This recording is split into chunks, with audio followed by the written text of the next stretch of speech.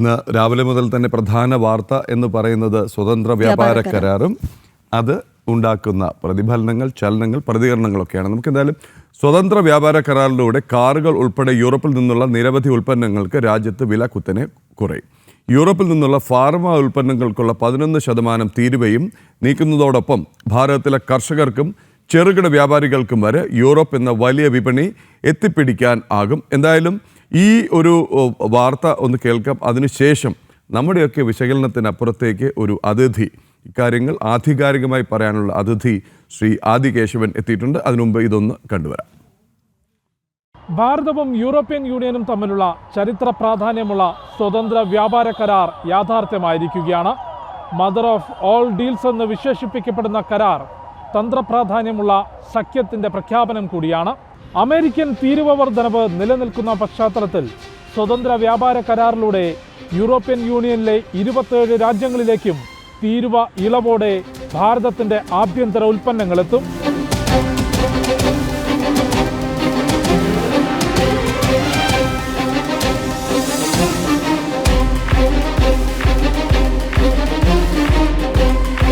ഭാരതത്തിൽ നിന്ന് കയറ്റുമതി ചെയ്യുന്ന 99.5% ഉൽപ്പന്നങ്ങൾക്കും യൂറോപ്യൻ യൂണിയനിൽ തീരുവ ഇളവ് ലഭിക്കും.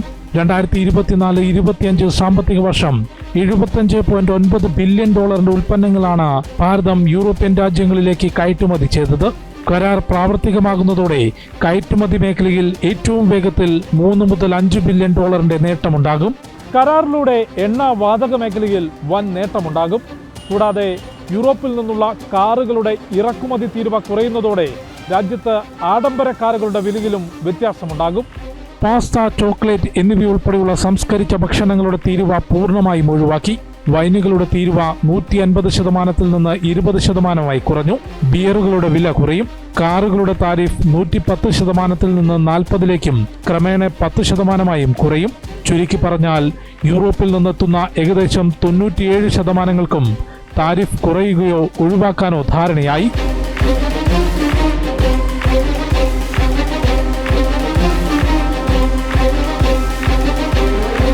രണ്ട് ജനാധിപത്യ ശക്തികൾ തമ്മിലുള്ള പുതിയ ചരിത്രമെന്നാണ് സ്വതന്ത്ര വ്യാപാര കരാറിനെ ഭാരതവും യൂറോപ്യൻ യൂണിയനും വിലയിരുത്തുന്നത്. പ്രതിരോധം, സുരക്ഷ, ഊർജം, തൊഴിൽ തുടങ്ങിയ മേഖലകളിലെ സഹകരണം ഇരു സ്ഥലങ്ങളിലെയും ജനങ്ങളുടെ സമൃദ്ധിക്കായുള്ള ബ്ലൂ പ്രിന്റ് എന്നാണ് പ്രധാനമന്ത്രി നരേന്ദ്രമോദി വ്യക്തമാക്കിയത്. ക്യാമറമാൻ ഉണ്ണി കെ വാര്യർക്കൊപ്പം ജിഷ്ണു കൃഷ്ണൻ, ജനം. അപ്പോൾ നമുക്ക് നേരെ അതിഥിയിലേക്ക് പോകാം. ഇനി മുഖവുരയില്ല. നമ്മുടെ അതിഥി ശ്രീ ആദി കേശവനാണ്. ബാങ്കിങ് വിദഗ്ധനാണ്, സാമ്പത്തിക വിദഗ്ധനാണ്. ഒട്ടേറെ വർഷം തലസ്ഥാനവാസികൾക്ക് സുപരിചിതനാണ്. SBTയുടെയും പിന്നീട് SB ആയപ്പോഴും ഒക്കെ അതിൻ്റെ തലപ്പത്ത് ഇരുന്ന ഓഫീസറാണ്. നമസ്തേ, സ്വാഗതം ജനൻ TV-യിലേക്ക്. ആദി കേശവൻ സാർ, സ്ട്രേറ്റ് ചോദ്യത്തിലേക്ക്. ഓഗസ്റ്റിലാണ്, ഏതാണ്ട് 5 മാസം മുമ്പാണ് ട്രംപ് ഈ ഭീഷണിയുമായിട്ട് ഇറങ്ങിയപ്പോൾ അങ്ങ് ഇതുപോലെ പുത്തമ്പുലരിയിൽ അതിഥിയായി എത്തിയതും ഇത് ട്രംപിന് തന്നെ തിരിച്ചടിയാകുമോ എന്നുള്ള ചോദ്യമാണ് ഞങ്ങളുടെ ആങ്കർ അങ്ങയോട് ചോദിച്ചത്. അന്നങ്ങ് പറഞ്ഞു വെച്ചു അത് അത് ട്രംപിന് തിരിച്ചടിയാകും എന്നുള്ളത്. 5 മാസങ്ങൾക്കിപ്പുറം നമ്മൾ ആരും നേരിട്ട് സംവദിക്കാത്ത, നമ്മൾക്കാർക്കും നേരിട്ട് ബന്ധമില്ലാത്ത 3-4 മുൻനിര നേതാക്കൾ ഒരുമിച്ച് ഡൽഹിയിൽ നിന്ന് പ്രഖ്യാപനം നടത്തുകയാണ്. European council president, European commission അധ്യക്ഷ, പ്രധാനമന്ത്രി നരേന്ദ്രമോദി, ഒപ്പം നമ്മുടെ വ്യാപാര മന്ത്രി അടക്കം ഉള്ളവർ സ്വതന്ത്ര വ്യാപാര കരാറിൽ ഒപ്പുവെച്ചിരിക്കുകയാണ്. അപ്പോൾ ഒന്ന് ട്രംപിന് തിരിച്ചടിയെന്ന് അങ്ങയുടെ അന്നത്തെ ആ വീഡിയോ, എനിക്ക് തോന്നുന്നു 1 ലക്ഷം പേരോ മറ്റോ ആ വീഡിയോ കണ്ടിരിക്കുന്നു. ഇന്ന് 5 മാസങ്ങൾക്കിപ്പുറം ഇത് യാഥാർത്ഥ്യമാകുമ്പോൾ അങ്ങേക്ക് ആമുഖമായി പറയാനുള്ളത് എന്താണ്? പ്രദീപ്, വളരെ സന്തോഷം. കുറേ നാൾക്ക് ശേഷം പ്രദീപുമായിട്ട് സംസാരിക്കാനുള്ള ഒരു അവസരം. Rakhi, good morning. അതെ, തിരിഞ്ഞു നോക്കിക്കൊണ്ട് വേണം നമുക്ക് ശരിക്കും പറഞ്ഞാൽ ഈ ഇന്ത്യ EU യൂറോപ്യൻ യൂണിയൻ ഡീലിനെ കുറിച്ച് സംസാരിക്കാൻ. ഇന്നിപ്പം ഇതിന് പ്രാധാന്യം അർഹിക്കുന്നതും അല്ലെങ്കിൽ പ്രാധാന്യം വരുന്നതും തീർച്ചയായിട്ടും ട്രംപിൻ്റെ ടാരിഫ് യുദ്ധത്തിൻ്റെ പശ്ചാത്തലത്തിൽ തന്നെയാണ്. അതുകൊണ്ടാണ് പൊതുവേ മൊത്തത്തിൽ പറയുമ്പോൾ ഇന്ത്യയും യൂറോപ്യൻ യൂണിയനും തമ്മിലുള്ള ഒരു ധാരണാപത്രം അല്ലെങ്കിൽ അടിസ്ഥാനപരമായിട്ടുള്ള ഒരു എഗ്രിമെൻറ്റ് എന്നതിനേക്കാളുപരി ഇതുകൊണ്ട് ശരിക്കും ഉണ്ടാവുന്നത് അന്താരാഷ്ട്ര തലത്തിൽ I think there is A movement for trade without Trump. അതായത് ട്രംപ് ഇല്ലാത്ത വ്യാപാരം, ട്രംപിനെ ഒഴിവാക്കിക്കൊണ്ട്, കാരണം അദ്ദേഹം കൺസിസ്റ്റൻ്റ് അല്ല.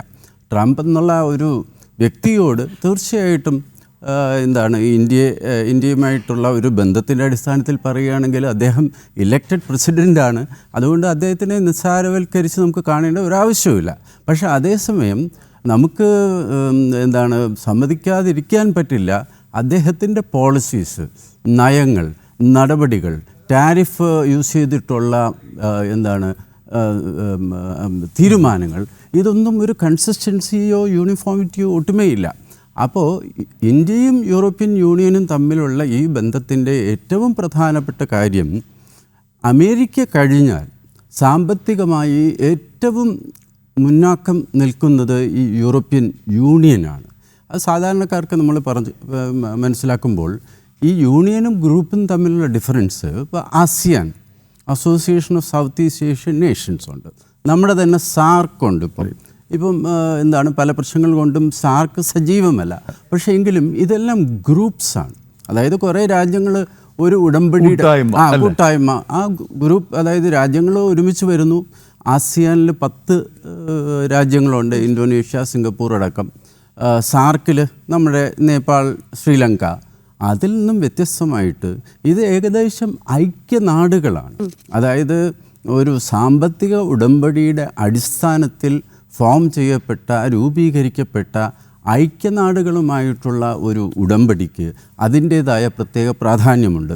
ഉദാഹരണമായി ഇപ്പോൾ അമേരിക്കയുടെ മൊത്തം GDP, ആഭ്യന്തര ഉൽപ്പാദനം നാം എടുക്കുകയാണെങ്കിൽ, എന്തെങ്കിലും, അതായത് ഞാൻ പറയുന്നതിൽ വല്ല ക്ലാരിഫിക്കേഷനോ അതല്ലെങ്കിൽ സബ്ജക്റ്റിൽ നിന്നും മാറിപ്പോന്നു തോന്നുകയാണെങ്കിൽ ഇടപെടുക. $30 ട്രില്യൺ അമേരിക്കയുടെ മൊത്തം ആഭ്യന്തര ഉൽപ്പാദനം. അത് കഴിഞ്ഞാൽ ഒറ്റയ്ക്കൊരു രാജ്യത്തിൻ്റെ സ്ഥാനം എടുത്താൽ ചൈനയാണ് രണ്ടാമത്തെ ലോകത്തിലെ ഏറ്റവും വലിയ സമ്പദ്ഘടന. ഏകദേശം $18 ട്രില്യൺ. ട്രില്യൺ എന്ന് പറയുന്നത് ഡോളറാണ്. 18 ട്രില്യൺ. ട്രില്യണാണ് നമ്മുടെ ലക്ഷം കോടി. അതായത് 12 പൂജ്യം, ലക്ഷത്തിന് 5 പൂജ്യം. ഈ 18 ട്രില്യൺ എന്ന് പറയുമ്പോൾ നമ്മൾ മനസ്സിലാക്കേണ്ടത് 18 ലക്ഷം കോടി ഡോളർ. അപ്പോൾ അമേരിക്കയുടെ ആഭ്യന്തര ഉൽപ്പാദനം 30 ലക്ഷം കോടി. അപ്പോൾ ഇതിൻ്റെ ഇടയ്ക്കാണ് നമ്മളിതുവരെ അത് ചർച്ച ചെയ്തിട്ടില്ല. കാരണം അമേരിക്ക കഴിഞ്ഞാൽ ചൈന, അങ്ങനെയാണ് നമ്മൾ മൂന്നാമത്തെ ഏറ്റവും വലിയ സമ്പദ്ഘടനയാവും എന്നുള്ള കണക്കൂട്ടിലൊക്കെ ഇൻഡിവിജ്വൽ രാഷ്ട്രങ്ങളുടെ സമ്പദ്ഘടനയുടെ അടിസ്ഥാനത്തിലാണ്. പക്ഷേ ഇതിൻ്റെ ഇടയ്ക്ക് ഒരു വലിയ യൂണിയൻ, ഐക്യനാടുകൾ കിടപ്പുണ്ട്. അതാണ് യൂറോപ്യൻ യൂണിയൻ. 22-23 trillion dollars. അപ്പം നമ്മളും 22-23 ട്രില്യൺ ഡോളറുള്ള ഒരു സമ്പദ്ഘടനയുമായിട്ടുള്ള ഒരു ഉടമ്പടി, അതാണിതിൻ്റെ പ്രാധാന്യം, ചരിത്രപരമായ പ്രാധാന്യം അതാണ്. രണ്ടാമത്തെ കാര്യം, അമേരിക്കയുമായിട്ടുള്ള trade will be affected by tariff. ട്രംപിൻ്റെ നടപടി മൂലം നമുക്ക് ചിലപ്പോൾ അമേരിക്കയുമായിട്ടുള്ള വ്യാപാരത്തിൽ കുറച്ച് ഏറ്റക്കുറച്ചിലുകൾ വന്നേക്കാം. പക്ഷെ അവിടെയും നമ്മൾ മനസ്സിലാക്കേണ്ട ഒരു കാര്യം, ഈ വർഷം അന്ന് ഞാൻ പറഞ്ഞപ്പോഴും മറ്റുള്ള പല ആൾക്കാരും പറഞ്ഞപ്പോഴും അവർ വിചാരിച്ചു ഈ ട്രംപിൻ്റെ തീരുവ മൂലം ഈ വർഷം തന്നെ നമ്മുടെ ആഭ്യന്തര ഉൽപ്പാദനം, ഇന്ത്യയുടെ GDP അഫക്റ്റ് ചെയ്യപ്പെടും. പക്ഷേ അഫക്റ്റ് ചെയ്യപ്പെട്ടില്ലെന്ന് മാത്രമല്ല, ഏപ്രിൽ ടു ഡിസംബർ 9 മാസത്തിൻ്റെ കണക്കെടുത്താൽ കഴിഞ്ഞ വർഷം നമ്മൾ അമേരിക്കയിലേക്ക് കയറ്റുമതി ചെയ്തത് $60 ബില്യൺ ആയിരുന്നു. ഞാൻ ഇന്ത്യയുടെ കാര്യം. ഈ വർഷം ഈ 25-26 സാമ്പത്തിക വർഷത്തിലെ 9 മാസം കഴിയുമ്പോൾ നമ്മുടെ കയറ്റുമതി $66 ബില്യൺ ഇതിനകം തന്നെ 6 ബില്യൺ വർദ്ധിച്ചിരിക്കുന്നു. പ്രധാനപ്പെട്ട ജനുവരി, ഫെബ്രുവരി, മാർച്ച് 3 മാസം ബാക്കിയുള്ളൂ. അതെ. അപ്പോൾ അതിലെ പ്രധാനപ്പെട്ട കാരണം ഈ തീരുവ ഏർപ്പെടുത്താത്ത ധാരാളം ഐറ്റംസ് ഉണ്ട്. അമേരിക്ക തീരുവ ഏർപ്പെടുത്തിയത് ഏകദേശം 50% നമ്മുടെ കയറ്റുമതിയിലാണ്. അതിൽ നമ്മുടെ സമുദ്രോൽപ്പന്നങ്ങൾ, കയർ, അതൊക്കെ വരും. പക്ഷേ ഇത് ഏർപ്പെടുത്താത്ത ഇലക്ട്രോണിക് ഗുഡ്സ്. അപ്പം നമ്മൾ ചെയ്തത് ആപ്പിൾ ഐഫോൺ ഈ വർഷം 25-26 2 ലക്ഷം കോടി നമ്മൾ കയറ്റുമതി ചെയ്തു. അപ്പം അതിൻ്റെ അസംബ്ലി തമിഴ്നാട്, ചെന്നൈയിൽ നടക്കുന്നുണ്ട്. അപ്പോൾ ഈ തീരുവ ഏർപ്പെടുത്താത്ത ഫാർമസ്യൂട്ടിക്കൽസ്, തീരുവ ഏർപ്പെടുത്താത്ത വസ്തുക്കളെ അല്ലെങ്കിൽ ഗുഡ്സിനെ നമുക്ക് എക്സ്പോർട്ട് ചെയ്യാൻ സാധിച്ചത് വഴി നമ്മുടെ കയറ്റുമതി കൂടുകയാണ് ഉണ്ടായത്. ഇത് തന്നെയാണ് മൊത്തം കയറ്റുമതിയുടെ കാര്യം അതും നമ്മൾ മനസ്സിലാക്കണം. വേറെ ഒരു അവസരത്തിൽ ഞാൻ പറഞ്ഞതാണ്, പക്ഷേ ആൾക്കാർ ഇത് കേൾക്കുന്ന ആൾക്കാർ ശരിക്കും മനസ്സിലാക്കേണ്ട കാര്യം മൊത്തം കയറ്റുമതിയിലും കുറവ് വരും എന്നാണ് എല്ലാവരും പ്രതീക്ഷിച്ചത്. ആഭ്യന്തര ഉൽപ്പാദനം തദ്വാര ആഭ്യന്തര ഉൽപ്പാദനത്തിൽ മൊത്തം കയറ്റുമതിയും കഴിഞ്ഞ വർഷം ഡിസംബർ വരെ 9 മാസം കമ്പാരിസൺ എടുത്താൽ $330 ബില്യൺ ആയിരുന്നു കഴിഞ്ഞ വർഷം എങ്കിൽ ഈ വർഷം അത് 332 ബില്യൺ. മാർജിനലായിട്ടെങ്കിലും നമ്മൾ മുമ്പിലാണ്. 9 മാസത്തെ കണക്കാണ് ഈ പറയുന്നത്. ഇനി 3 മാസം ബാക്കിയാണ്. അപ്പോൾ മാർജിനലായിട്ട് നമ്മൾ മുമ്പിലാണ്. അതിൻ്റെ കൂടെയാണ് ഇപ്പോൾ EU-മായിട്ടുള്ള ഈ ഉടമ്പടി മാത്രമല്ല, വളരെ പെട്ടെന്ന് ചടുലമായ നീക്കങ്ങളോടുകൂടി നമ്മുടെ സർക്കാരിന് UK-യുമായിട്ടുള്ള ഫ്രീ ട്രേഡ് എഗ്രിമെൻ്റ് ഉണ്ടാക്കി, അതിനു മുമ്പേ തന്നെ ഓസ്ട്രേലിയയുമായിട്ടുള്ള ഫ്രീ ട്രേഡ് എഗ്രിമെൻ്റ് ഉണ്ടാക്കി, UAE-യുമായിട്ടുള്ള ഫ്രീ ട്രേഡ് എഗ്രിമെൻ്റ് നമ്മൾ തീർത്തു. അപ്പോൾ ഇതെല്ലാം വളരെ ചടുലമായ നീക്കങ്ങളോടുകൂടി ഈ ട്രംപിൻ്റെ ടാരിഫ് യുദ്ധത്തിന് മറുപടി എന്നോണം, പക്ഷെ അതിനെക്കുറിച്ചുള്ള ഒരു രീതിയിലുള്ള ഒച്ചപ്പാടും ഉണ്ടാക്കാതെ ബഹളം വെക്കാതെ നമ്മൾ ശ്രദ്ധിക്കേണ്ടത് ട്രംപ് എന്തെല്ലാം കറക്റ്റ്, അതായത് ട്രംപ് എന്തെല്ലാം രീതിയിലാണ് കിട്ടുന്ന അവസരത്തിലെല്ലാം ഞാൻ തന്നെയാണ് മീഡിയേറ്റ് ചെയ്ത് ഇന്ത്യ പാകിസ്ഥാൻ യുദ്ധം അവസാനിപ്പിച്ചത്, മോഡി പല രാജ്യങ്ങളുടെയും അതെ പ്രധാനമന്ത്രി മോഡി എന്നോട് കടപ്പെട്ടിരിക്കുന്നു എന്നുള്ള രീതിയിലുള്ള. പക്ഷേ നമ്മൾ അഡ്മയർ ചെയ്യേണ്ടത്, എനിക്ക് വ്യക്തിപരമായിട്ട് വളരെയധികം സന്തോഷം തോന്നുന്ന കാര്യം, നമ്മുടെ പ്രധാനമന്ത്രിയോ ഉത്തരവാദപ്പെട്ട ജയശങ്കർ ആരും ഇതിനൊരു മറുപടിക്ക് വേണ്ടി സമയം കളഞ്ഞിട്ടില്ല.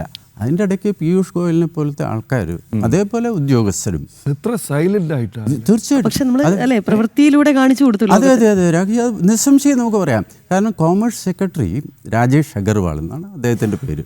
അദ്ദേഹം എത്രയോ തവണ അമേരിക്കയിൽ പോയി. കാരണം അമേരിക്കയുമായിട്ടുള്ള പ്രശ്നം ടാക്കിൾ ചെയ്യാൻ വേണ്ടിയിട്ട്, ഒതുക്കാൻ വേണ്ടിയിട്ടുള്ള പരമാവധി ശ്രമത്തിൻ്റെ ഭാഗമായി നിരന്തരമായി ചർച്ചകൾക്ക് അങ്ങോട്ട് പോവുകയും ഓൺലൈനായിട്ടുള്ള ഡിസ്കഷനൊക്കെ നടക്കുകയും ചെയ്തിട്ടും അമേരിക്കയുമായിട്ട് നമുക്കൊരു എഗ്രിമെൻറ്റ് ഉണ്ടാക്കാൻ സാധിച്ചില്ല. പക്ഷെ പകരം EU-മായിട്ടുള്ള ഈ എഗ്രിമെൻറ്റ് ഇനി വേറെ ബാക്കിയുള്ള കണക്കിൽ ഇതിൻ്റെ മൊത്തത്തിലുള്ള ഒരു ഫ്രെയിംവർക്ക് നമ്മൾ നോക്കിയാൽ നമുക്ക് കൂടുതൽ എത്രത്തോളം ഇത് ഗുണപരമാവും എന്നുള്ളത് നമുക്ക് മനസ്സിലാവും. അതിനുവേണ്ടി പറയുന്നു, ഈ പറഞ്ഞതുപോലെ യൂറോപ്യൻ കമ്മീഷൻ്റെ ചീഫ് ഉർസുല ഇന്നലെ പറഞ്ഞതുപോലെ 200 കോടി ജനങ്ങളുടെ കമ്മിങ് ടുഗദറാണ്. കാരണം നമ്മൾ 145, യൂറോപ്യൻ യൂണിയനിലെ മൊത്തം ജനസംഖ്യ 45 കോടി അല്ലെങ്കിൽ 50 കോടി. അതിലേറ്റവും വലിയ രാജ്യമായ ജർമ്മനിയുടെ പോപ്പുലേഷൻ 8 കോടി. പിന്നെ ഇവരുടെ ക്രയശേഷി നോക്കുകയാണെങ്കിൽ പെർ ക്യാപിറ്റ ഇൻകം, ആളോഹരി വരുമാനം അമേരിക്കയിൽ ഏകദേശം $70,000 അല്ലെങ്കിൽ $75,000 ആണെങ്കിൽ യൂറോപ്യൻ യൂണിയൻ അത്ര കണ്ട് ഉയരത്തിലല്ലെങ്കിലും $45,000 ആണ് ആളോഹരി വരുമാനം. അപ്പോൾ നമുക്ക് ഊഹിക്കാമല്ലോ, ഈ 45 കോടി ജനങ്ങളിലേക്ക് നമ്മുടെ സാധനങ്ങൾ തീരുവയില്ലാതെ എത്തിക്കാനുള്ള ഒരു ഉടമ്പടി ഉണ്ടായി കഴിയുമ്പോഴത്തേക്കും നമുക്ക് ഈ $45,000 വാർഷിക ആളോഹരി വരുമാനമുള്ള 45-50 കോടി ജനസംഖ്യയിലേക്ക് സ്പെൻഡിങ് പവർ ഉള്ളവർ, വാങ്ങാൻ കയ്യിൽ പണമുള്ളവരുടെ മുന്നിലേക്കാണ് നമ്മുടെ ഉൽപ്പന്നങ്ങൾ എത്തുന്നത്. അതേസമയം ഇന്ത്യയുടെ, നമ്മൾ വികസിത രാഷ്ട്രമാണ്, അത് മറച്ചു വെക്കേണ്ട ആവശ്യമൊന്നുമില്ല. വികസിത രാജ്യങ്ങളാണ് യൂറോപ്യൻ യൂണിയനുള്ളത്.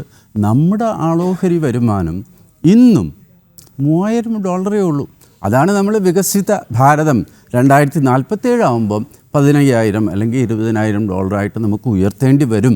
അപ്പോൾ ശരിക്കും പറഞ്ഞാൽ നമ്മളിപ്പം ഡോർ ഓപ്പൺ ചെയ്തു, അവരുടെ ഈ ആഡംബര കാറുകൾ, വൈൻ, ആൽക്കഹോൾ, മദ്യം, ഇതൊക്കെയാണ് ഇങ്ങോട്ട് വരുന്നത്. അതിലൊരു കരച്ചിൽ ഇതിനിടയ്ക്ക് കേട്ടായിരുന്നു. ഞങ്ങൾ പറഞ്ഞു, ഒരു രാഷ്ട്രീയമുള്ളൊരു മാധ്യമത്തിൻ്റെ ഇന്ത്യൻ വിപണിയിലേക്ക് ഇങ്ങനെ ഉൽപ്പന്നങ്ങൾ ഒഴുകും എന്നുള്ളത്, അതിൻ്റെ പോസിറ്റീവ് വശം പ്ലസ് അങ്ങീ പറഞ്ഞത് $3,000 എന്ന് പറയുന്നത് ആളോഹരി വരുമാനം. പക്ഷേ ഒരുപക്ഷെ യൂറോപ്യൻ യൂണിയനുമായിട്ടോ വികസിത രാഷ്ട്രങ്ങളുമായിട്ടോ കിടപിടിക്കുന്ന സ്പെൻഡിങ് പവറുള്ള ഒരു വിഭാഗം നമ്മുടെ നാട്ടിൽ തന്നെയുണ്ട്. അപ്പോൾ ഇങ്ങോട്ടേക്ക് ഇത് വരുമ്പോൾ, ഈ പർച്ചേസ് നടക്കുമ്പോൾ ഉണ്ടാകുന്ന ഇമ്പാക്റ്റ് എന്താണെന്നുള്ളതിനെക്കുറിച്ച് ചർച്ച ചെയ്യാം. കാരണം ഈ ഒരു സ്വതന്ത്ര വ്യാപാര കരാർ സാധ്യമാകുമ്പോൾ അവിടെ നിന്നുള്ള ഇറക്കുമതി നമ്മുടെ നാട്ടിൽ വർദ്ധിക്കുമ്പോൾ, അല്ലെങ്കിൽ നമ്മുടെ കയറ്റുമതി വർദ്ധിക്കുമ്പോൾ നമ്മുടെ എക്കണോമിയിൽ ഉണ്ടാകാൻ പോകുന്ന ഒരു ചലനങ്ങൾ അത് എന്തായിരിക്കും സർ? രാഖി, വളരെ നല്ല ചോദ്യമാണ്. കാരണം ഇതിനെക്കുറിച്ച് ഇന്നിപ്പം ഞാൻ നേരത്തെ പ്രദീപിനെ വായിക്കുന്നത് ന്യൂസ് പേപ്പർ ഹെഡ്ലൈൻസ് ഒക്കെ വായിക്കുന്നത് കേട്ടിരുന്നു. അപ്പോൾ അങ്ങനത്തെ ഒരു ക്രിറ്റിസിസം വിമർശനം ഉണ്ട്. പക്ഷേ ഈ ഫ്രീ ട്രേഡ് കൊണ്ട് ശരിക്കും ഉണ്ടാവേണ്ടത് അനിവാര്യമായതും ഈസ് ക്വാളിറ്റി ഇംപ്രൂവ്മെൻറ്റ്. നമ്മുടെ പ്രവർത്തനക്ഷമത, എഫിഷ്യൻസി ഓഫ് ഓപ്പറേഷൻ, ക്വാളിറ്റിയിൽ, അതായത് ഗുണമേന്മ നമ്മുടെ പ്രോഡക്ട്സിൽ, ഇതെല്ലാം ശ്രദ്ധിച്ച് നമ്മൾ ചെയ്തില്ലെങ്കിൽ യൂറോപ്യൻ യൂണിയനുമായിട്ട് മാത്രമല്ല ബംഗ്ലാദേശുമായിട്ട് പോലും നമുക്ക് കിടപിടിക്കാൻ പറ്റില്ലല്ലോ. Quality is an important. പക്ഷേ അവിടെയുള്ള മെച്ചം എന്താണെന്ന് വെച്ചാൽ നമ്മുടെ ചില മേഖലകളിൽ ഇപ്പോൾ ടെക്സ്റ്റൈൽസ്, ടീഷർട്ട് പോലത്തെ കാര്യങ്ങളൊക്കെ നമ്മൾ നേരത്തെ തന്നെ പരമ്പരാഗതമായി നമുക്കൊരു ക്വാളിറ്റേറ്റീവ് ആൻഡ് കോസ്റ്റ് അഡ്വാൻറ്റേജ് ഉണ്ട്. അപ്പോൾ അതിൻ്റെ തീർത്തുമില്ലാതാകുമ്പോൾ ഒരു മാർക്കറ്റ് നമുക്ക് യു എസുമായിട്ടുള്ള വ്യാപാരം തടസ്സപ്പെടുന്നു ടാരിഫ് മൂലം. അപ്പോൾ ഒരു ഓൾട്ടർനേറ്റീവ് മാർക്കറ്റ്, ഉദാഹരണത്തിന് തുണിത്തരങ്ങൾ അല്ലെങ്കിൽ ടീഷർട്ട്സിൻ്റെ തീരുവ ഇപ്പോൾ യൂറോപ്യൻ യൂണിയനിൽ 12-14%. അത് 0% വരുമ്പോൾ തീർച്ചയായിട്ടും നമ്മുടെ ടെക്സ്റ്റൈൽ എക്സ്പോർട്സിന് ഒരു മുൻതൂക്കം യൂറോപ്യൻ യൂണിയനിലേക്ക് ലഭിക്കുന്നു. അതുപോലെ തന്നെ സമുദ്രോൽപ്പന്നങ്ങൾ, കേരളത്തിൻ്റെ കാര്യമൊക്കെ പറയുമ്പോൾ സമുദ്രോൽപ്പന്നങ്ങൾ വളരെ പ്രധാനപ്പെട്ട ഒരു ഐറ്റം തന്നെയാണ്. പക്ഷേ ഇതിനിടയ്ക്ക് സംഭവിച്ചിരിക്കുന്ന മറ്റൊരു മാറ്റം കൂടി, ഈ കാര്യം പ്രദീപ് ശ്രദ്ധിച്ചോന്നറിയില്ല. ഈ സമുദ്രോൽപ്പന്നങ്ങളിൽ ചെമ്മീൻ അടക്കമുള്ള സമുദ്രോൽപ്പന്ന കയറ്റുമതിയിൽ കേരളം പുറകോട്ടാണിപ്പോൾ. അതായത് നേരത്തെ നമ്മളെപ്പോഴും വിചാരിക്കും, ഞാനും അങ്ങനെ, അതായത് ഈ പ്രൈമ ഫേസി നമ്മൾ വിചാരിക്കുന്നത് ഈ സമുദ്രോൽപ്പന്ന ചെമ്മീൻ്റെ, പക്ഷേ ഇന്ന് പ്രദീപ് ചെമ്മീൻ ഇന്ത്യയിൽ നിന്നും കയറ്റുമതി ചെയ്യുന്ന ഏറ്റവും വലിയ സംസ്ഥാനം ആന്ധ്രാപ്രദേശാണ്. ചെമ്മീൻ കൃഷി, കാരണം ഇതല്ല, സമുദ്രത്തിൽ നിന്നല്ല, ചെമ്മീൻ കൃഷി, ഉൾനാടൻ ചെമ്മീൻ കൃഷി പരമ്പരാഗതമായ രീതിയിൽ ഏറ്റവും കൂടുതൽ നടത്തുന്നത് ആന്ധ്രാപ്രദേശാണ്. ചെക്ക് ചെയ്തോളാം, ഗുജറാത്ത്, മഹാരാഷ്ട്ര, ആന്ധ്രാപ്രദേശ് കഴിഞ്ഞിട്ടാണ് ചെമ്മീൻ്റെ കയറ്റുമതിയിൽ പോലും കേരളം നിൽക്കുന്നത്. പക്ഷെ അവിടെ 27% ഉള്ള തീരുവ 0% തീർച്ചയായിട്ടും നമുക്കൊരു നേട്ടം തന്നെയാവും. പക്ഷേ ഈ പറയുന്ന കാര്യത്തിൽ നമ്മൾ ഓർക്കേണ്ട ഒരു പ്രധാനപ്പെട്ട കാര്യം, ഇവരുടെ സ്റ്റാൻഡേർഡ്സ്, യൂറോപ്യൻ യൂണിയൻ ആണെങ്കിലും അമേരിക്ക ആണെങ്കിലും ജപ്പാൻ ആണെങ്കിലും, സാനിറ്ററി ഫൈറ്റോ സാനിറ്ററി, ഈ ക്ലീൻലിനെസ്, അത് വളരെ കർശനമാണ്. കാരണം അത് ഈ അഡ്വാൻസ് ഇക്കോണമി, ആളോഹരി വരുമാനം $45,000-50,000 ഉള്ള കുടുംബങ്ങൾ തീർച്ചയായിട്ടും അവരുടെ ഈ സ്റ്റാൻഡേർഡ്സ് ഒരു രാജ്യം എന്നുള്ള നിലയ്ക്കും വ്യക്തിപരമായിട്ടും കുടുംബപരമായിട്ടും സ്റ്റാൻഡേർഡ്സ് വളരെയധികം കർശനമാക്കും. അപ്പോൾ ആ കർശനമായ സ്റ്റാൻഡേർഡ്സിലേക്ക് നമ്മുടെ ഉൽപ്പാദന മേഖല, സമുദ്രോൽപ്പന്ന സാധനങ്ങളടക്കം തീർച്ചയായിട്ടും മാറേണ്ടിയിരിക്കുന്നു. നമ്മുടെ മാനുഫാക്ചറിങ് മെത്തേഡ്സ് കുറച്ചുകൂടി ക്വാളിറ്റിയിൽ കേന്ദ്രീകരിക്കണം. വേറൊരു കാര്യം രാഖി ഞാൻ പറയാം, ഇപ്പോൾ ഗില്ലറ്റ് ബ്ലേഡില്ലേ, നമ്മളൊക്കെ ഉപയോഗിക്കുന്നതാണ്, അമേരിക്കൻ ബ്രാൻഡാണ്. ഞാൻ ഈ വഴുതക്കാട് നിന്ന് നമ്മൾ മേടിക്കാറുണ്ട്. മെയ്ഡ് ഇൻ വിയറ്റ്നാം അല്ലെങ്കിൽ മെയ്ഡ് ഇൻ ജർമ്മനി ബ്ലേഡ് ഉണ്ടാക്കാൻ നമുക്ക് പറ്റുന്നില്ല, അല്ലെങ്കിൽ പറ്റുന്നില്ലേ? അപ്പോൾ അതുകൊണ്ട് ഇതിൽ നിന്നുള്ള പാഠങ്ങൾ, ഈ തീരുവ കുറച്ചതുകൊണ്ട് ഓട്ടോമാറ്റിക്കായിട്ട് നമ്മുടെ ആൾക്കാർക്ക് അങ്ങോട്ട് കയറ്റുമതി ചെയ്യാം എന്നുള്ള ധാരണയും തെറ്റാണ്. നമ്മുടെ ക്വാളിറ്റി ഇമ്പ്രൂവ് ചെയ്താലല്ലാതെ നമുക്ക് അന്താരാഷ്ട്ര തലത്തിൽ കിടപിടിക്കുവാൻ സാധ്യമല്ല. പക്ഷേ ഈ ക്വാളിറ്റി അച്ചീവ് ചെയ്യാൻ വേണ്ടിയിട്ടുള്ള ഏറ്റവും നല്ല മാർഗം ഫ്രീ ട്രേഡ് തന്നെയാണ്, സ്വതന്ത്ര വ്യാപാര കരാർ തന്നെയാണ് നമ്മുടെ തന്നെ രാജ്യത്തിലെ മാനുഫാക്ചറേഴ്സിൻ്റെ ഉൽപ്പാദന മേഖലയുടെ ക്വാളിറ്റി കൂട്ടുവാനുള്ള ഏറ്റവും നല്ല മാർഗം. ഇനി മറ്റൊരു കാര്യം നമുക്ക് നന്നായിട്ടറിയാം, ഈ ഉൽപ്പാദന മേഖലയിൽ ക്വാളിറ്റി ഉള്ള കമ്പനികളുടെ നേതൃത്വത്തിൽ ആരൊക്കെയാണ്? ഇന്ത്യക്കാരടക്കമുള്ള ആൾക്കാരാണ് ഇന്ന് ആ നിരയിൽ നിൽക്കുന്നത്. ഇവിടുന്ന് എഞ്ചിനീയേഴ്സ് പോയിട്ട്, എനിക്കറിയാവുന്ന ജർമ്മനിയിൽ ബോഷിലൊക്കെ വർക്ക് ചെയ്യുന്ന എത്ര കുട്ടികൾ സാധാരണ കുടുംബത്തിൽ നിന്നും. അപ്പോൾ ഇവരവിടെ ചെന്ന് ക്വാളിറ്റി എൻഷുർ ചെയ്യുന്നു. നമ്മുടെ നാട്ടിൽ അതേ രീതിയിലുള്ള ക്വാളിറ്റി വരുന്നില്ല എന്നുണ്ടെങ്കിൽ ശരിക്കും നമ്മുടെ മുതലാളിമാർ, private capitalist or entrepreneurs should spend some more time. ഇപ്പം ഇതുകൊണ്ടുള്ള ഒരു മെച്ചം, കേരളത്തിൽ ഏറ്റവും വലിയ കയറ്റുമതി ഇപ്പോൾ ഈ സമുദ്രോൽപ്പന്നങ്ങളെക്കാളും ഓലിയോ റെസിൻസ്, അതായത് സ്പൈസിൻ്റെ എക്സ്ട്രാക്ട്സ്. പ്രദീപ്, നമ്മുടെ ലോകത്തിലെ ഏറ്റവും വലിയ ഓലിയോ റെസിൻ എക്സ്പോർട്ടർ ഇന്ത്യയിലാണ്, സിന്തൈറ്റ്, കോലഞ്ചേരിയിലെ സിന്തൈറ്റ്. അതുപോലെ ഞാൻ ഇടപെട്ടിട്ടുള്ള 3-4 കമ്പനികളുണ്ട്. അർജുൻ എന്തോ നാച്ചുറൽ AK നാച്ചുറൽ ഫ്ലേവേഴ്സ് എന്നൊക്കെ പറഞ്ഞിട്ട്.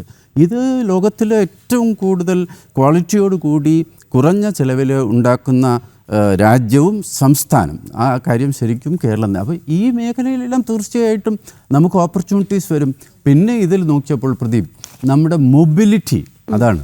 അതായത് ഇതൊരു വ്യാപാര കരാർ മാത്രമല്ല, സാധാരണ എല്ലാ വ്യാപാര കരാറിലും ഉള്ളതുപോലെ തന്നെ ലേബർ മൊബിലിറ്റിയിൽ അങ്ങോട്ട് പോകാനുള്ള അവസരങ്ങൾ, അതിൽ കുറേ അധികം ഇളവുകൾ ഇതിൽ ഉൾപ്പെടുത്തിയിട്ടുണ്ട്.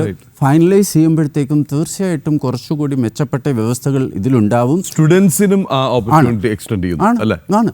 അപ്പോൾ അവിടെയും ഈ H1B1 വിസ അതേപോലെ ഇയാൾ ഇടയ്ക്കിടയ്ക്ക് പേടിപ്പിക്കുന്ന ഇന്നുമുണ്ട്. ഒരു ഭീഷണി വന്നിട്ടുണ്ട്, വീണ്ടും നിയന്ത്രണം ഏർപ്പെടുത്തുന്നു പറയുമ്പോൾ വൺസ് അഗെയിൻ മറ്റൊരു മാർഗം തുറന്നു കിട്ടുന്നു. ഒന്ന്, അവിടുത്തെ വിദ്യാഭ്യാസ സ്ഥാപനങ്ങൾക്ക് കൂടുതൽ വിദ്യാർത്ഥികളെയും കിട്ടുന്നു. തീർച്ചയായിട്ടും. അപ്പോൾ വിദ്യാർത്ഥികൾക്കുള്ള സാധ്യത, വർക്കേഴ്സിന് അങ്ങോട്ട് പോകാനുള്ള സാധ്യത. കാരണം നമുക്കറിയാം EU അല്ലെങ്കിൽ അമേരിക്കയുടെ കയ്യിൽ എന്താണ് പ്രധാനമായിട്ടുള്ളത്? മൂലധനം, ക്യാപിറ്റൽ. നമുക്കെന്താണ് മെച്ചം അല്ലെങ്കിൽ മേന്മയുള്ളത്? ലേബർ അല്ലെങ്കിൽ ഹ്യൂമൻ റിസോഴ്സ്. Human resources.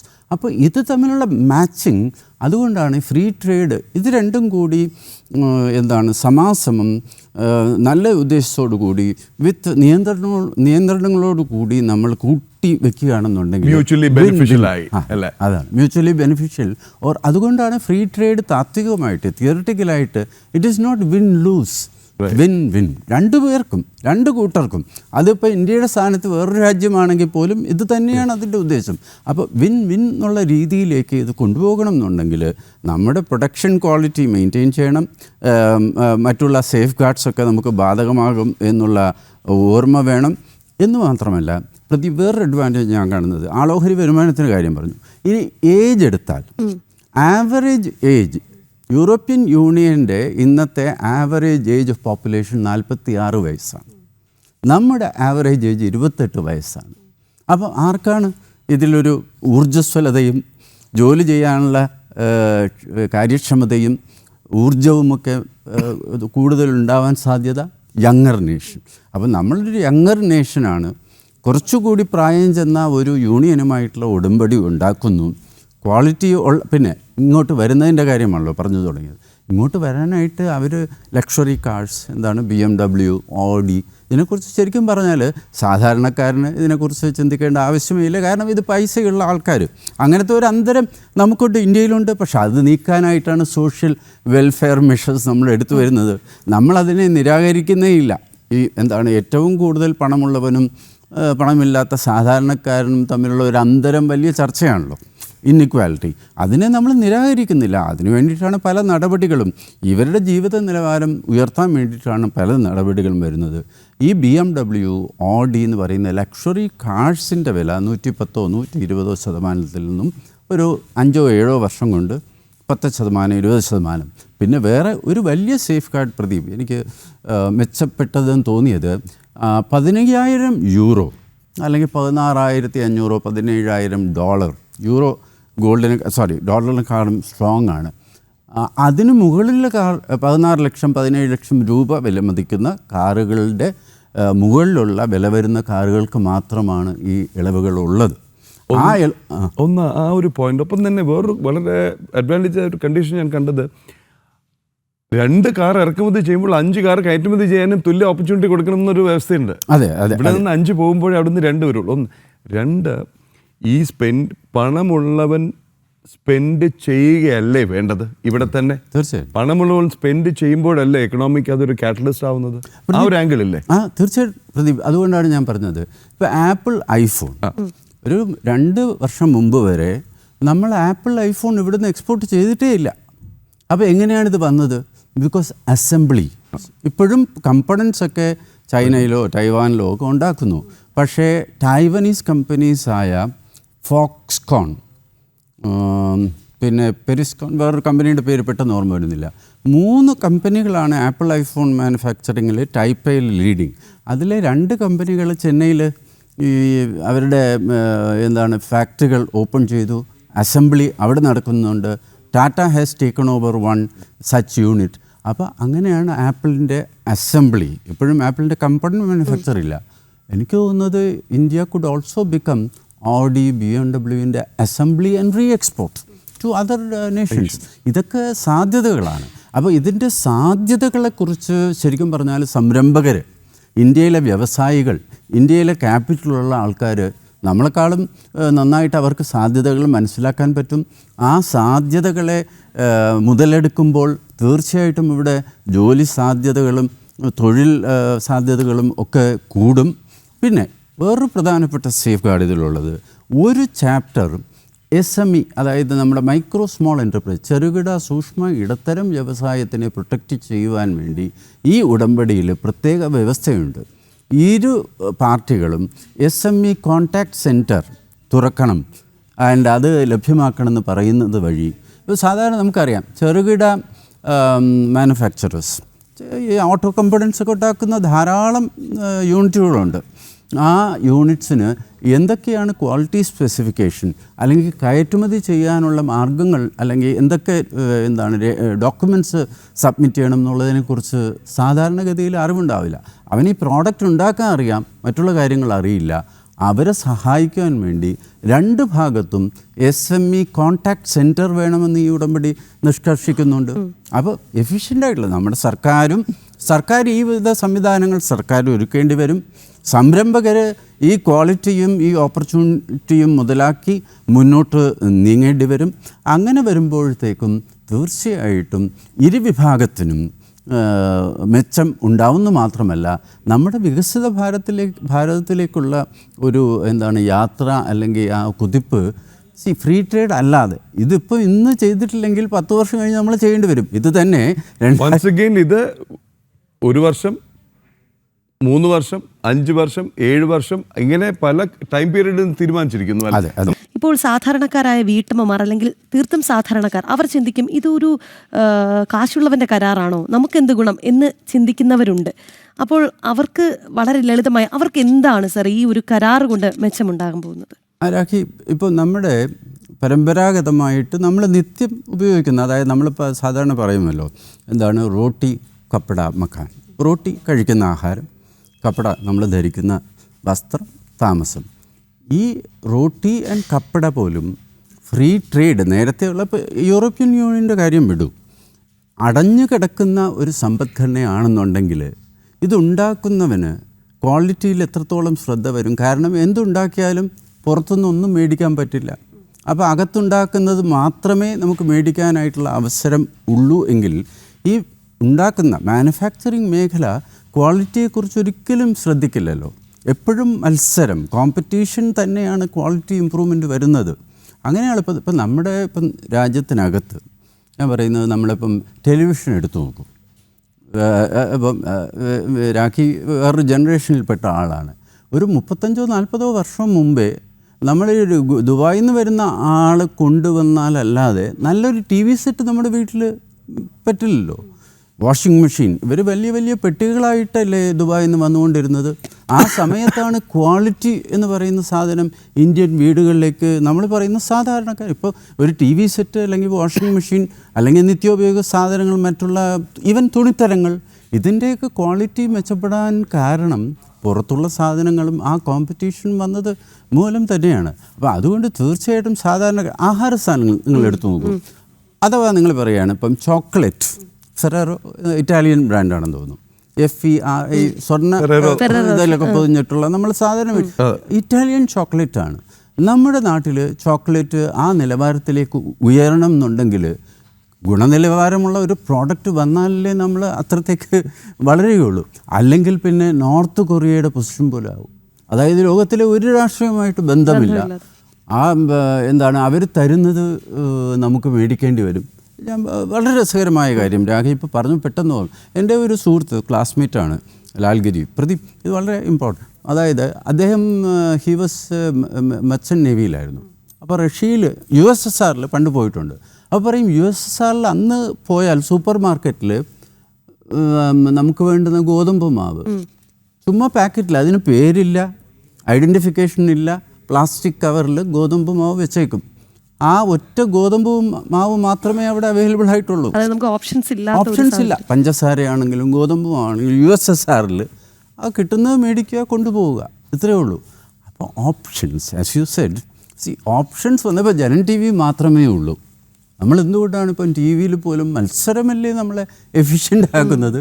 ആ മത്സരം കൂടട്ടെ എന്ന് ഞാൻ പറയുള്ളൂ. പ്രൊഫഷണൽ ആണെന്നുണ്ടെങ്കിൽ രാഖിയായാലും ഇപ്പോൾ ബാങ്കിങ് മേഖലയിലെ ഇന്ത്യയിലെ പൊതുമേഖലാ ബാങ്കുകൾ 1993 പ്രൈവറ്റ് ബാങ്ക് ലൈസൻസിന് ശേഷം മെച്ചപ്പെട്ടോ മോശമായോ? മെച്ചപ്പെട്ടു. ആൻഡ് പൊതുമേഖലാ ബാങ്കുകൾക്ക് നിലനിൽക്കാൻ പറ്റി എന്നുള്ളതും ഒരു അഡ്വാൻറ്റേജാണ്. എന്താണ് കാര്യം? മത്സരം, കോമ്പറ്റീഷൻ. വ്യക്തിപരമായിട്ടും നമുക്ക് കോമ്പറ്റീഷനല്ലേ നമ്മുടെ കാര്യക്ഷമമാക്കുന്നത്.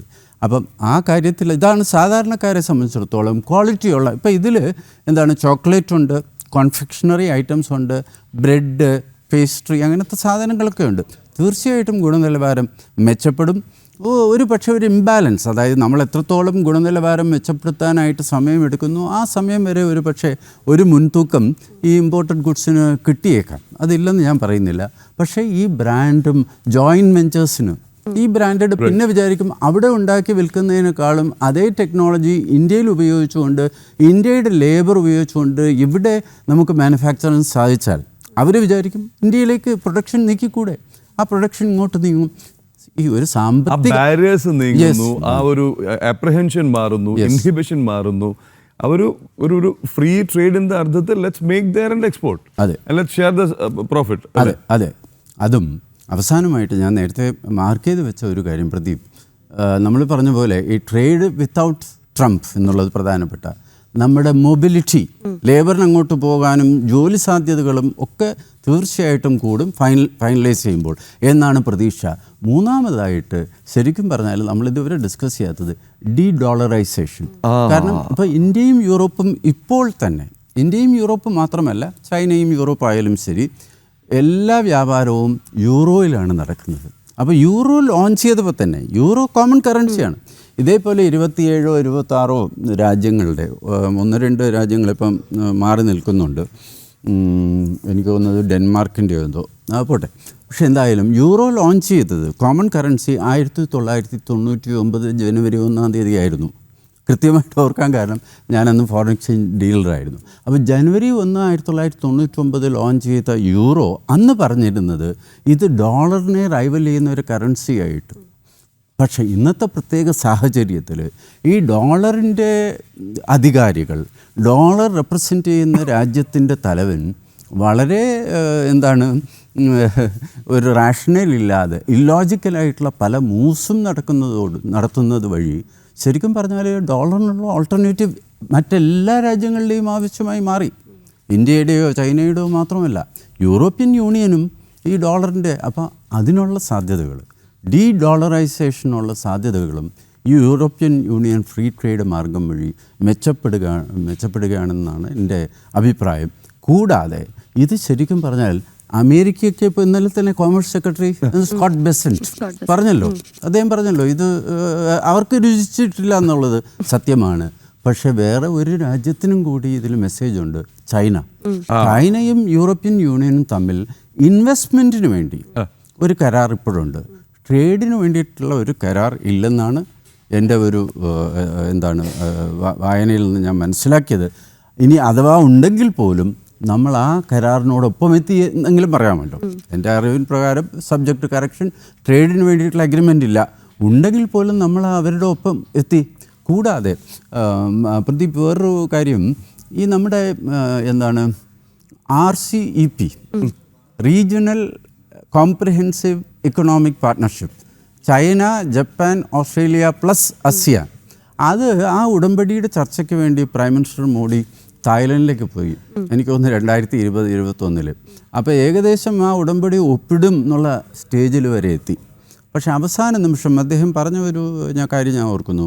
പെട്ടെന്ന് എനിക്ക് ഇന്ത്യയിലെ ഏറ്റവും അവസാനത്തെ ഈ ലൈൻ്റെ അവസാനത്തിൽ, ക്യൂവിൻ്റെ അവസാനത്തിൽ നിൽക്കുന്ന ആളിനെക്കുറിച്ച് ഓർമ്മ വന്നു. അപ്പോൾ അവർക്ക് ഇത് ഗുണകരമാവുമോ എന്നുള്ളതിൽ എനിക്ക് സംശയം വന്നു. അതുകൊണ്ട് ഒപ്പിടാതിരിച്ചു വന്നു. പക്ഷേ ആ ഗ്രൂപ്പിൽപ്പെട്ട ചൈന ഒഴികെയുള്ള മറ്റെല്ലാ രാജ്യങ്ങളുമായിട്ടും നമ്മൾ ഇതിനകം ഫ്രീ ട്രേഡ് അഗ്രിമെൻറ്റ് ഉണ്ടാക്കി കഴിഞ്ഞു. അതായത് RCEP ഒപ്പിട്ടില്ലെങ്കിൽ പോലും ചൈന ഒഴിച്ചുള്ള ബാക്കിയുള്ള രാജ്യങ്ങളുമായിട്ട് അതിനുശേഷം നമ്മൾ ഈ ഫ്രീ ട്രേഡ് എഗ്രിമെൻറ്റ് ഉണ്ടാക്കി. അപ്പം മൊത്തത്തിൽ ഐ തിങ്ക് ഇത് എന്താണ് രാഷ്ട്രീയപരമായിട്ട് കാണേണ്ട ഒരു കാര്യമേ അല്ല. ഭരിക്കുന്ന പാർട്ടി ഏതാണെങ്കിലും ശരി, ജനനന്മയ്ക്ക് വേണ്ടി എന്താണ് ഭാവിയിൽ especially medium to long term ഇന്ത്യക്ക് മെച്ചം ഉണ്ടാവുന്ന അടിസ്ഥാനപരമായിട്ട് നേട്ടമുണ്ടാവുന്ന കാര്യങ്ങൾ തന്നെയാണ് ഈ ഉടമ്പടികൾ വഴി നമുക്ക് സാധ്യമാവുന്നത് എന്നാണ് എൻ്റെ വിലയിരുത്തൽ. രാഖിയുടെ മുഖം നോക്കിയിട്ട് എന്തോ സംശയമുള്ളൂ. അല്ല, ഈ ഉടമ്പടി ഒന്ന് പ്രാബല്യത്തിലാകാൻ അല്ലെങ്കിൽ നമുക്ക് നേട്ടം അല്ലെങ്കിൽ നമുക്ക് ഇപ്പോൾ ഈ യൂറോപ്യൻ യൂണിയൻ രാജ്യങ്ങളിലേക്കുള്ള വാതിൽ തുറന്നു കിടക്കുകയാണ് എങ്കിൽ പോലും ഇതൊന്നും നമുക്ക് സാധ്യമായി കിട്ടാൻ എത്ര നാളെടുക്കും? അതിപ്പം ഇംപ്ലിമെൻറ്റേഷൻ ഐ തിങ്ക് ഇപ്പോൾ പീയൂഷ് ഗോയൽ അദ്ദേഹം പറഞ്ഞിട്ടുള്ളത് 2026 ഡിസംബർ മുമ്പേ തന്നെ ഉടമ്പടി ഇപ്പം അത് ഫൈനലൈസ് ചെയ്തിട്ടില്ലല്ലോ. ദിസ് ഇസ് എൻ ഓവറോൾ ഒരു എഗ്രിമെൻറ്റ്. ഇതിൻ്റെ ഫൈനൽ ഡീറ്റെയിൽസൊക്കെ 26 27 ആ കാലഘട്ടത്തിലേക്കും എനിക്ക് തോന്നുന്നു 2027 ഇതിൻ്റെ ഒരു ഇഫക്റ്റ് അല്ലെങ്കിൽ പൂർണ്ണമായിട്ടുള്ള ഇംപ്ലിമെൻറ്റേഷൻ തുടങ്ങുക. പക്ഷേ നമുക്കുള്ള അഡ്വാൻറ്റേജ് ആദ്യത്തെ ദിവസം കൊണ്ട് തന്നെ ഈ ഏതൊക്കെ തീരുവ അവർ കുറയ്ക്കാമെന്ന് പറഞ്ഞോ നമ്മുടെ കയറ്റുമതിക്ക് ആനുകൂല്യം ലഭിക്കുന്നു.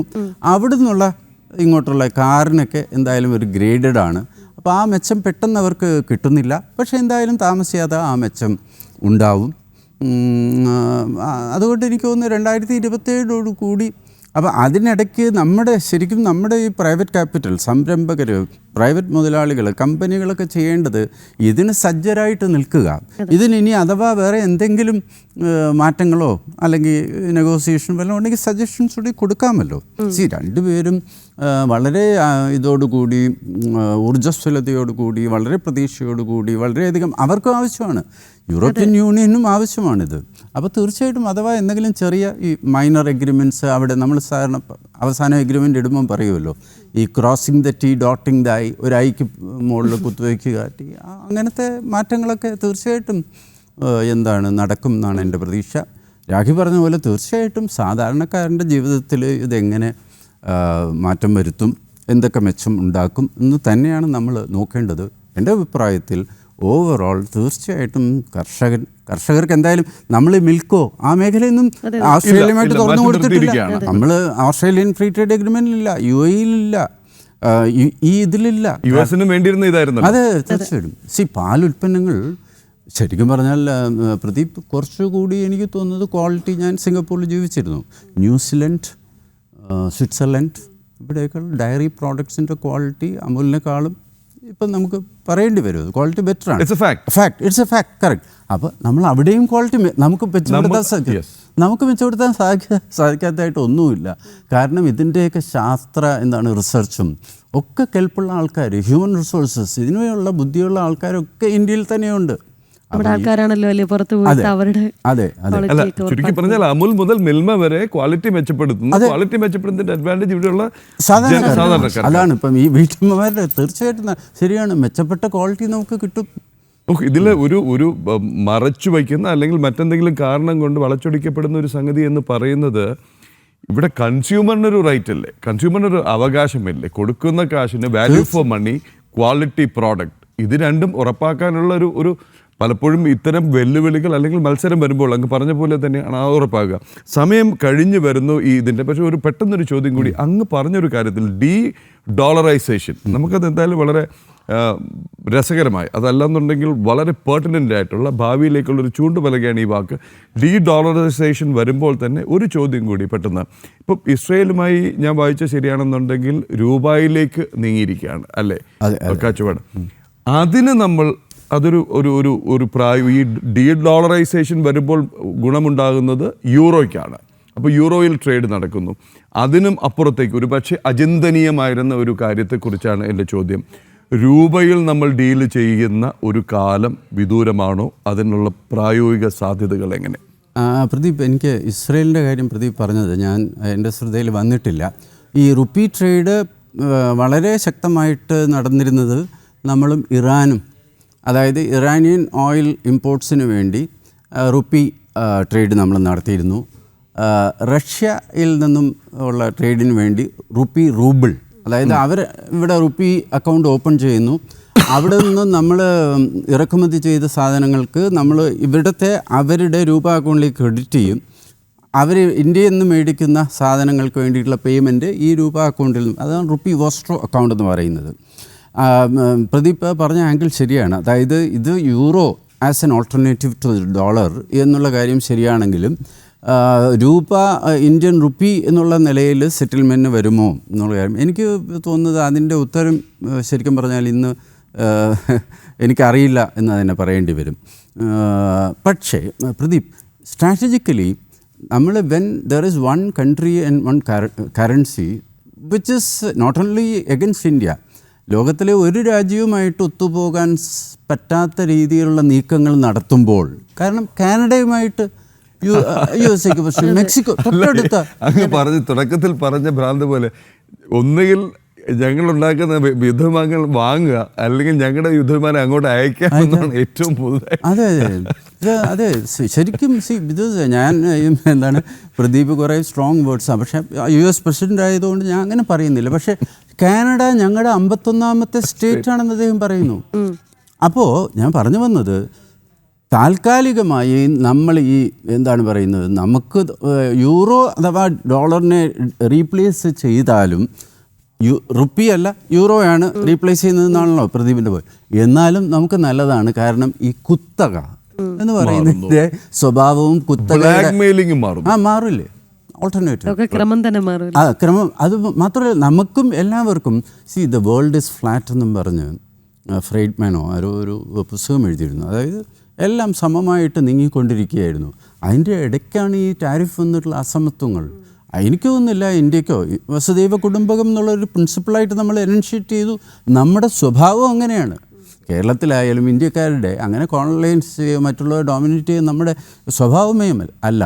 അപ്പോൾ അതിൻ്റെ ഇടയ്ക്ക് ഒരു കുത്തക മുതലാളി എന്താണ് അന്താരാഷ്ട്ര തലത്തിൽ തന്നിഷ്ടപ്രകാരമുള്ള ടാരിഫും ഒരു യുദ്ധം എന്താണ് വാർ ബൈ അതർ മീൻസ് അല്ലേ, ഇത് ട്രേഡ് യുദ്ധം എന്ന് പറയുന്നത് വാർ ബൈ അതർ മീൻസ്, അതിന് തയ്യാറായിട്ട് നിൽക്കുമ്പോൾ അതിനെ പ്രതിരോധിക്കാനുള്ള ഈ മാർഗങ്ങളെല്ലാം തീർച്ചയായിട്ടും ആത്യന്തികമായിട്ട് ഇന്ത്യക്ക് ഗുണം ചെയ്യും എന്ന് തന്നെയാണ് നമുക്ക്. ഒരിക്കൽ കൂടി പറഞ്ഞു വെച്ച് കഴിഞ്ഞാൽ ഈ ട്രേഡ് അഗ്രിമെൻറ്റിലൂടെ പരസ്പരമുള്ള വ്യാപാരത്തിനപ്പുറത്തേക്ക് ഒരു ഭീഷണി, അതല്ലെങ്കിൽ ഒരു ബ്ലാക്ക് മെയിലിംഗ് ടാക്ടിക്, അല്ലെങ്കിൽ ഒരു സാമ്പത്തിക ഭീഷണിയിൽ നിന്നുള്ള ഒരു ഓൾട്ടർനേറ്റീവ് കൂടി വഴി തുറക്കുന്നു, അതിനുകൂടി വഴി തുറക്കുന്നു എന്നാണ്.